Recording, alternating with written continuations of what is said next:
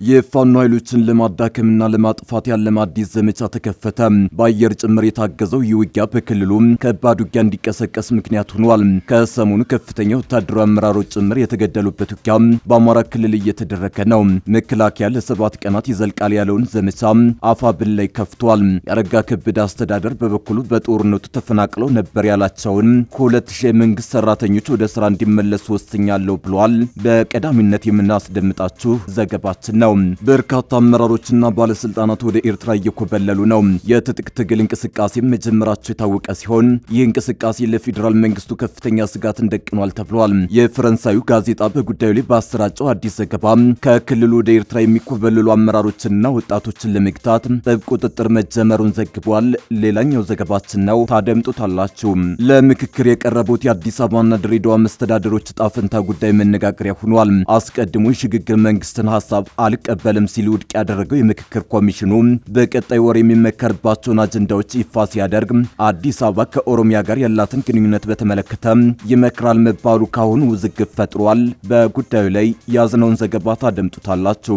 የአሜሪካው ፕሬዝዳንት ዶናልድ ትራምፕ አብዛኛው ከኢራን ጦርነት ጋር ለሚያያዝ ወጪ የሚውል 87.6 ቢሊዮን ዶላር በምክር ቤት እንዲጸድቅላቸው ጠየቁ።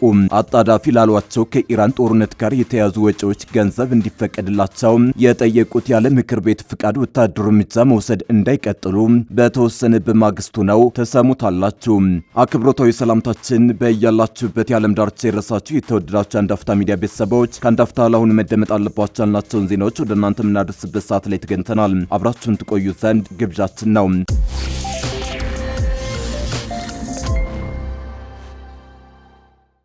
የፋኖ ኃይሎችን ለማዳከምና ለማጥፋት ያለመ አዲስ ዘመቻ ተከፈተ። በአየር ጭምር የታገዘው ውጊያ በክልሉ ከባድ ውጊያ እንዲቀሰቀስ ምክንያት ሆኗል። ከሰሞኑ ከፍተኛ ወታደራዊ አመራሮች ጭምር የተገደሉበት ውጊያ በአማራ ክልል እየተደረገ ነው። መከላከያ ለ7 ቀናት ይዘልቃል ያለውን ዘመቻ አፋብን ላይ ከፍቷል። ያረጋ ከበደ አስተዳደር በበኩሉ በጦርነቱ ተፈናቅለው ነበር ያላቸውን 2000 የመንግስት ሰራተኞች ወደ ስራ እንዲመለሱ ወስኛለሁ ብሏል። በትግራይ የሚንቀሳቀሰው የህወሓት አፋይ ቡድን ላይ እርምጃ እንዲወሰድ እየተጠየቀ የሚገኘው የፌዴራል መንግስቱ ህወሓት ላይ እርምጃ ከመጀመሩ በፊት የፋኖ ታጣቂዎችን ለማዳከም ያለመ ዘመቻ ከፍቷል። በርካታ እዞችን በክልሉ ያሰማራው የመከላከያ ሰራዊት ከሳምንቱ መጀመሪያ አንስቶ ዘመቻ በሚመስል መልኩ ታጣቂዎች ላይ መጠነ ሰፊ ጥቃት እየፈጸመ ነው። በዚህ ጥቃት ከፍተኛ የፋኖ ወታደራዊ አመራሮች ጭምር የተገደሉበት እንደሆነ ታውቋል። ሰራዊቱ ትናንት ባጋራው የውጊያ ሪፖርት በጎጃምና ደቡብ ጎንደር 230 የሚሆኑ የፋኖ አባላትን መግደሉን አትቷል። ምስራቅ እዝ አዘጋጀሁት ባለው አዲስ የስምሪት እቅድ መሰረት ከሰኔ 10 እስከ ሰኔ 16 ቀን 2018 ዓ.ም በሰሜን ጎጃም፣ በምዕራብ ጎጃም፣ በአዊ ብሔረሰብ አስተዳደርና በደቡብ ጎንደር ዞኖች ከፍተኛ ቁጥር ያለው የፋኖን ኃይል መደምሰሱን ማቁሰሉንና መማረኩን ገልጧል። መከላከያ ሰራዊቱ ፋኖን የገባበት ገብቶ የማጽዳት ሲል በጠራው በዚህ ሰሞንኛ ዘመቻ ድል እንደቀናው ነው የሚገልጸው። በተመሳሳይ ታጣቂዎቹም በፕሮፓጋንዳ ልሳኖቻቸው በኩል ድል እንዳደረጉ እያሰራጩ ነው። በዚህ ዘመቻ በርካታ የጦር መሳሪያዎችንና ሎጂስቲኮችን እንደማረከ የሚገልጸው መከላከያ በበኩሉ ተደምስሰዋል ካላቸው የፋኖ ወታደራዊ አመራሮች መካከል ጌታቸው አያና፣ እርቂሁን ታመነ፣ አለሙ ሞላ፣ ምህረት ጥላሁን፣ አበባ አስናቀው ሆነ ጌትነት የተባሉ የሻለቃ አዛዦች ይገኙበታል። በተጨማሪም ማሙሽ የተባለ የፋኖ ብርጌድ ሎጂስቲክ አመራር፣ መልካሙ የተወርዋሪ ዘመቻ ኃላፊ፣ ወርቅነህ የተባለ የድሽቃ ሻምበል መሪ ተደምስሰዋል ብሏል። ሰራዊቱ ደመሰስኳቸው ስላላቸው የፋኖ አመራሮች በተመለከተ ግን ከፋኖ በኩል የተባለ ነገር የለም። የምስራቅ እዝ ኮር አዛዥ ብርጋዴር ጄኔራል አዲሱ መሐመድ፣ ኮር አዛዥ ብርጋዴር ጄኔራል መላኩ ገላነህ ይህንን ዘመቻ በተመለከተ በሰጡት አስተያየት በ7 ቀናቱ ዘመቻ ቡድኑ የሚወሸቅባቸውን ጥሻዎችና ጫካዎች በማሳስ በመክበብና ከፍተኛ ምት በማሳረፍ ማሽመድመር ተችሏል የሚል ማብራሪያ ቀርበዋል። በእንዲህ መልኩ በክልሉ በታወጀው ዘመቻ ውጊያዎች ተባብሰው ሲቀጥሉ ያረጋ ከበደ አስተዳደር በበኩሉ አነጋጋሪ መግለጫ አውጥቷል። የክልሉ መንግስት ባወጣው መግለጫ በጦርነቱ ሳቢያ ከስራ ገበታቸው ተፈናቅለዋል ያላቸው 2167 የመንግስት ሰራተኞች ወደ ስራቸው እንዲመለሱ ወስኛለሁ ብሏል። መግለጫው ፋኖን በስም ሳይገልጽ የጥፋት ኃይል ብሎ የገለጸው ሲሆን ቡድኑን ተናግረው የተቀላቀሉ ያላቸው ሰዎች ወደ ሰላም እየተመለሱ ነው ብሏል። ቡድኑን ተደናግረው የተቀላቀሉ ያላቸው ሰዎች ወደ ሰላም እየተመለሱ ነው ብሏል። መንግስት ዛሬም ሰላምን ለማስፈን ካለው ጽኑ እምነት በመነሳት ውሳኔው መሆኑን የጠቀሰው መግለጫው የፋኖ ታጣቂ ኃይሎችን ተቀላቅለው የነበሩና በጸጥታ ችግር ምክንያት ስራቸውን ጥለው የሄዱ እንዲሁም ከ5 ዓመታት በፊት በጭልጋና በአካባቢው በተፈጠረው ግጭት በማንነታቸው ምክንያት የተባረሩ የመንግስት ሰራተኞች ወደ ስራቸው እንዲመለሱ ወስኗል። መግለጫው ምን ያህሎቹ ታጣቂ ኃይሎችን ተቀላቅለው የነበሩ ምን ያህሎቹ ደግሞ በስጋት ስራቸውን የለቀቁ እንደሆኑ ለይቶ አላብራራም። የክልሉ መንግስት የመንግስት ሰራተኞች በምን መልኩ ከትጥቅ እንዲመለሱ እየተደረገ በጸጥታ ችግር ምክንያት የተመደቡበትን ስራ ጥለው የወጡ ሰራተኞች ከውሳኔው ባለፈ እንዲመለሱ የሚያስችል የተወሰደ እርምጃ ስለመኖሩም ያለው ነገር የለም። በርካታ አመራሮችና ባለስልጣናት ወደ ኤርትራ እየኮበለሉ ነው። የትጥቅ ትግል እንቅስቃሴ መጀመራቸው የታወቀ ሲሆን ይህ እንቅስቃሴ ለፌዴራል መንግስቱ ከፍተኛ ስጋትን ደቅኗል ተብሏል። የፈረንሳዩ ጋዜጣ በጉዳዩ ላይ ባሰራጨው አዲስ ዘገባ ከክልሉ ወደ ኤርትራ የሚኮበልሉ አመራሮችንና ወጣቶችን ለመግታት ጥብቅ ቁጥጥር መጀመሩን ዘግቧል። ከአፋር ወደ ኤርትራ የኮበለሉ ኃይሎች ለአዲስ አበባ ትልቅ ስጋት እየሆኑ መምጣታቸውን አፍሪካን ኢንተለጀንስ ዘግቧል። ከአንድ ዓመት በፊት ወደ ኤርትራ የኮበለሉ ባለስልጣን ከአፋር ክልል ወጣቶችና ተዋጊዎችን በማስኮብለል ኃይል እያደራጁ መቀጠላቸው ተሰምቷል። የፌዴራል ባለስልጣናት ኤርትራ የመሸገውን የአጉጉሞችን ተዋጊዎችን አቅም መጠናከር ለመግታት ከአፋር ክልል ፕሬዝዳንት አውል አርባ ጋር ጥብቅ ቁጥጥር እያደረጉ ነው ተብሏል። የአፋር ብሔራዊ አብዮታዊ አንድነት ግንባር በተለምዶ አጠራሩ አጉጉሞ ከቅርብ ጊዜ ወዲህ በሻዕቢያ ድጋፍ በመቶዎች የሚገመቱ ወጣቶችን አሰልጥኗል። ከቡሬ ግንባር በቅርብ ርቀት ላይ የመሸገው አማጺ ቡድኑ በየጊዜው ወጣቶችና የጸጥታ ኃይሎችን በተናጠል እያስኮበለለ መሆኑ ይሰማል። በቅርቡ የአፋር ፌዴራሊስት ዲሞክራሲያዊ ፓርቲ ከፍተኛ አመራር የሆኑት ኮሎኔል ያዩ ዋሊ ከ100 በላይ ታጣቂዎችን አስከትለው ኤርትራ መግባታቸው መዘገቡ ይታወሳል። ኮሎኔሉ ታጣቂዎችን አስከትለው ወደ ኤርትራ የኮበለሉት ቀደም ብሎ ወደ ትጥቅ ትግል የተመለሰውን አጉጉሞን ለመቀላቀል ነው ተብሏል። የአፋር ብሔራዊ አንድነት አብዮታዊ ግንባር አጉጉሞ በኮበለሉ የቀድሞ የአፋር ክልል ባለስልጣን ኤርትራ ውስጥ እየተደራጀ መሆኑ ይታወቃል። የአፋር ክልል ባለስልጣን የነበሩት ሀጂ ኢብራሂም ኡስማን ታጣቂዎችን አስከትለው ኤርትራ መግባታቸው የተሰማው ከአንድ ዓመት ገደማ በፊት ነበር። የአውል አርባ ተቃዋሚዎች ወደ ኤርትራ በረሃ መግባት መቀጠላቸው በፌዴራል መንግስት እንደ ስጋት እየታየ መሆኑን አፍሪካ ኢንተለጀንስ ዘገባ ይጠቁማል። በተለይም አጉጉሙ የተሰኘው ታጣቂ ቡድን ኤርትራ ውስጥ እያደገ ያለው ተዋጊ ኃይል ስልጠና እየሰፋ መሆኑ ይነገራል። በሻዕቢያ ድጋፍ የሚደረግለት አጉጉሙ የሚንቀሳቀሰው በቡሬ ግንባር በኩል መሆኑን መረጃዎች አመላክታሉ።